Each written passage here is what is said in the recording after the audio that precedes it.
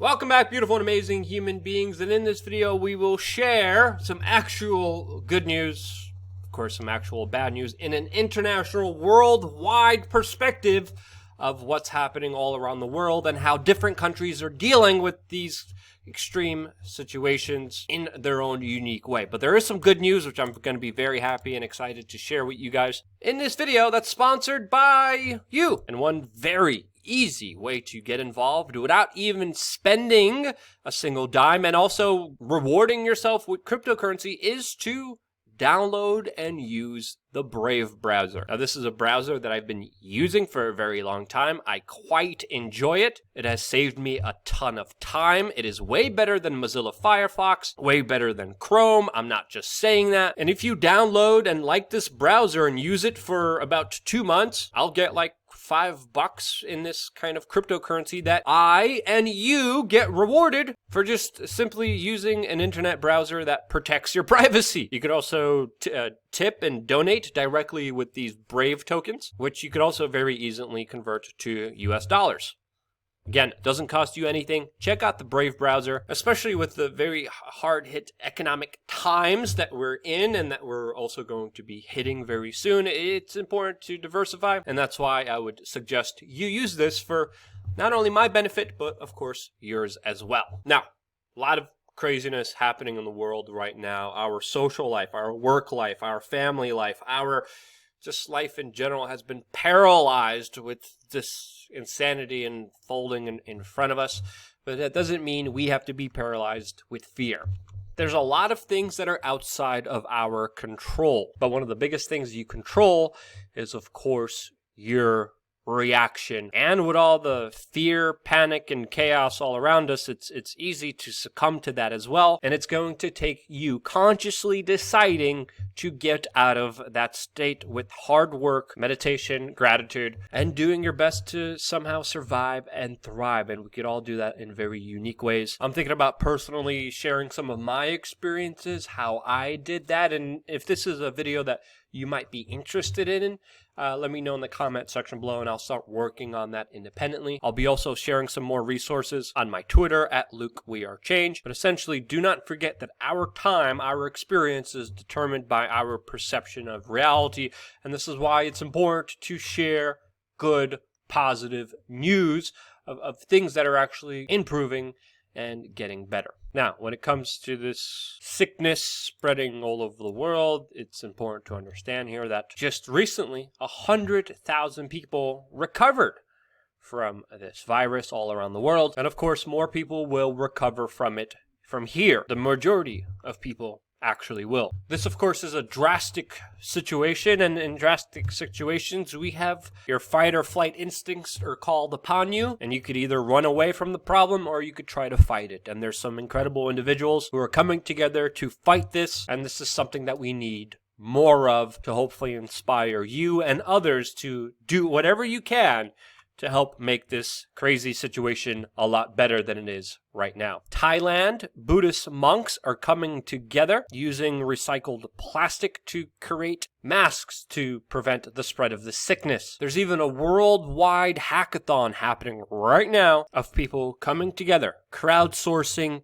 3D printing, and coming together, fixing one of the major problems of the sickness, and that is the medical industry being overrun by providing equipment that, of course, is in short supply. There's even these Italian entrepreneurs that were able to print out ventilator valves for a few dollars, which has essentially saved countless number of lives just with their own individual ingenuity, action, creativeness, and entrepreneurial spirit. And this is, of course, as many of the major companies that are in short supply, including the ventilator companies that are very needed here, recently had to come out and said, hey, we could produce a lot of these, but again, we're not getting any orders here. The government's not doing anything. The government's sitting on their butts. And one of the ways to really prosper through all of this is to understand that government most likely will stand in the way. And the only thing that's going to make the current situation that we're in better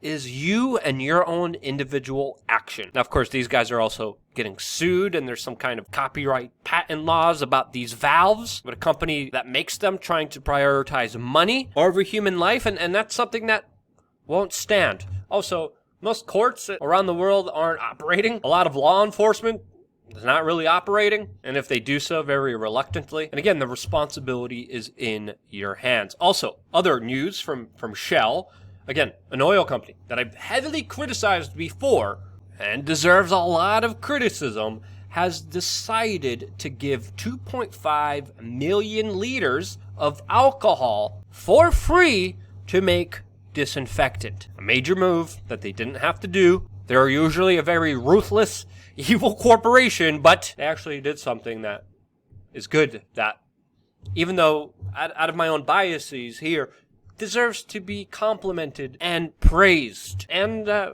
frankly, I'm surprised, and surprised in a good way. There's also a lot of promising results coming in from this anti-malaria and antibiotic drug combination that Trump, of course, praised, that now the New York governor will be using in clinical trials in New York. This, of course, is fast-tracked with the FDA standing in the way, asking for months of trials. Again, the results of here aren't known, but so far, the little results that we have are promising and could be a major game changer here, which is something that we should look forward to. Now again, we still don't know the exact bigger ramifications. This is not an end-all be-all. There are still effects of these medications and pretty big side effects, but the main thing that it does is it helps people leave hospitals, which again are mainly being overrun here, and when they're overrun, basic people with basic needs, whether heart attacks or pregnancies, are able to actually be at the hospital, because right now the system's being inundated, will be inundated more, and that's where the real kind of pain will lead to when hospitals are overrun and people can't get help. Also, promising news coming out of Switzerland, showing that the rates could be potentially flatlining there. Switzerland, of course, at first wasn't taking this whole entire situation very seriously. It looks like now they are, but they also are a lot better organized and run more of an efficient system than, of course, the United States does on its own. Other good news. Germany has an extremely low mortality rate that many professionals can't even explain, because, again, this virus affects different people differently, especially based on their ethnicity, age, and, of course, previous health problems. But there's some in Germany claiming that the curve is flattening, as their government is now taking this very seriously. They are testing people, tracking people from those who are affected, and making sure that there are enough hospital beds to take care of everyone who needs intensive care. Again, their numbers here are extremely impressive, with the mortality rate of 0.4%, while in Italy, of course, it is as high as 9%. So the gold standard definitely goes to Germany, especially with their handling of it now. And of course, also South Korea, that has also provided a gold standard here. They're the ones who started doing the drive-through tests. They're now doing window testing, which is extremely impressive. I mean, if you look at this video, I mean, it's just ingenious. It's just extremely intelligent, high IQ effectiveness that, again, should be copied and replicated. They are taking this situation very seriously. They are testing aggressively. They are tracing people who tested positively for it, isolating, quarantining, and effectively doing this, and their numbers show that they are doing it the right way. In Italy, again, the mortality rate is extremely high, but for the second day in a row, the mortality rates have fallen just a little bit, which is offering a glimmer of hope for the potential of this virus slowing down. Something else that's very uncommon that we're seeing happen because of this virus is Donald Trump even going as far as saying that he is open to helping North Korea and Iran to fight this new disease, which is astonishing because still Donald Trump in the United States has very strict economic sanctions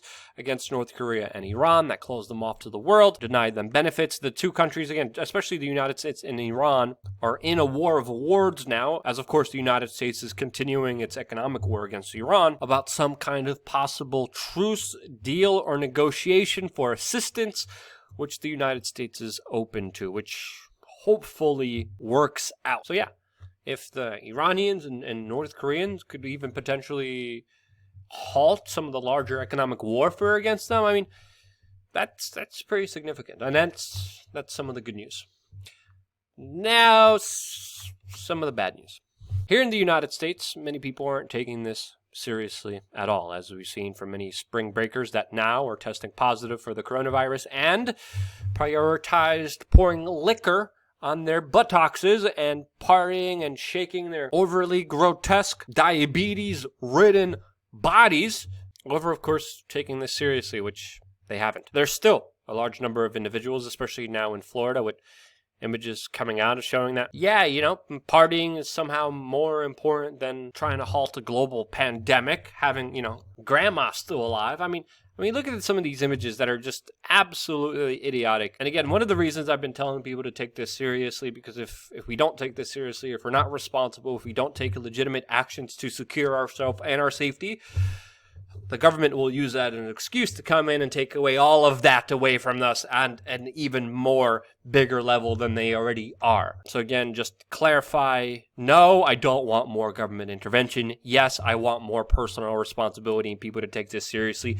and to have conversations with their family members, with their communities, and to shun negative behaviors like this, because if this continues, the government will have more of an excuse to come in and ruin our lives with their bureaucratic, bad banker bailout decisions that are just absolutely insane. And now the Surgeon General that was telling people not to wear masks not so long ago, even though many people have this virus, don't know it, don't show any symptoms, and still spread it to other people. Yeah, that Surgeon General, he's coming out and saying that the crisis will only get worse this week. And that's most likely going to be the situation, as there's even videos from many medical professionals coming out, blasting the government for standing in their way, not having enough of medical supplies, and saying that this is only the calm before the storm. And looking at the exact data and numbers, that looks like that is the case. In the United States, we now have the third most number of coronavirus cases in the world. And again, this is still with limited testing. There was a big policy of don't test, don't tell. There's a big policy of a number of screw-ups by the CDC, screw-ups by the government, screw-ups by the World Health Organization, screw-ups of again, just not aggressively testing, which, again, countries that have successfully done so have had a handle on this. The United States has not, and now New York City just by itself has 4% of the entire world's cases, with that number dramatically increasing since, again, people are living on top of each other in that city. A lot of people are not taking this seriously. I knew a lot of them, a lot of freaking idiots, a lot of low IQ, immoral, ignorant, brainwashed, consumer zombie slaves that, again, just don't give a damn about themselves or the people around them. New York City doctors are coming out and saying that 90% of their patients are confirmed or likely to have, of course, this disease. Many of them in their 30s, predominantly males that are being affected by this virus more. Just like in Italy, more males are affected by this. But unlike South Korea, where males aren't as heavily hit as they are in Italy and now in New York. And the situation is getting so bad and there's so many numbers, then we have to understand these numbers are still not the actual numbers, because tested has almost been completely halted in New York City, and only patients needing hospitalization, only patients in intensive care, only people going to the emergency rooms because they have nowhere else to go, because they fear that they're going to die from this, only those people are being tested for this virus, with many others showing symptoms and just not getting any help at all, and of course not even getting tested. Spain, also in a very bad situation. Their government prioritized tourist season and festivals that saw a lot of northern Italians come into their region to put money into their country, which of course Spain prioritized rather than, of course, taking this situation seriously. And they are reporting thousands of new cases, close to 500 new deaths since yesterday, and of course raising cases to over 33,000 people, with of course way more expected to have this new virus. And the images coming out of there with again, patients laying in hallways of hospitals because there's not enough medical professionals, there's not enough beds to take care of them, is just absolutely harrowing. It's something, again, that we should do our best to avoid, but sadly we are on the trajectory of reaching that number and a lot more because of just the United States not taking this seriously in the beginning. Again, the testing is not there. The tracing that South Korea is doing, again, non-existent. Testing, tracing, non-existent. New York City, the place has already fallen and will fall from here. In France, they started building military field hospitals to deal with these new patients. In Hong Kong, a territory that was doing very well in the beginning of this was testing and tracing, has just seen a new spike in cases to 357 people. After, of course, having record low numbers compared to all the other countries and territories out there. They have just stopped all tourists' arrivals into the country and have also suspended the sale of alcohol, which, again, I don't know why they're doing that. But with even Hong Kong having difficulties tracing and containing this virus, this doesn't provide the best optimistic outlook. Iran continues to be very heavily hit by this virus. They have officially decided not to take aid from the United States because of the conditions surrounding taking that particular aid, saying that this aid offer was allegedly the biggest lie, according to the Iranian president, Hassan Rouhani. And again, their situation is very severe, with one person dying from this every 10 minutes. So yeah. That's the other side of the coin, and I hope I was able to provide you an accurate, fair perspective of what's happening globally surrounding this extreme situation that we've been warning about, we've been telling people to take seriously, and I don't know, it's important that you understand the true power within yourself. It's important that you take care of yourself. There's like natural breathing techniques and supplements and exercises and things you could do to boost your immune system. I could get into that in a separate video, like I said earlier. Let me know if that's something you're interested in. If you think I was incorrect or dishonest or got something wrong, let me know why in the comment section below. I always answer comments within the first hour. YouTube's hitting us very, very hard with the ability to even reach you. So you're very lucky to get this video. Share this video with your friends and family member if you thought we provided you any kind of value, any kind of global perspective that you can't get anywhere else. Again, remember, politicians knew that this was coming, didn't tell you. Some of them even sold their stocks, left you holding the bag, screwed you over, and the larger economic ramifications. Again, we're all talking about that on the backup channel, Change the News channel right here. So don't forget to check out that video as well, especially the latest one that we just released titled, It's Official, We Are Now Living in Communism. A lot of interesting things happening economically, which some people say is even more severe than what's happening with this sickness spreading all over the world. Thank you again so much for watching. Stay tuned for more here on wearechange.org.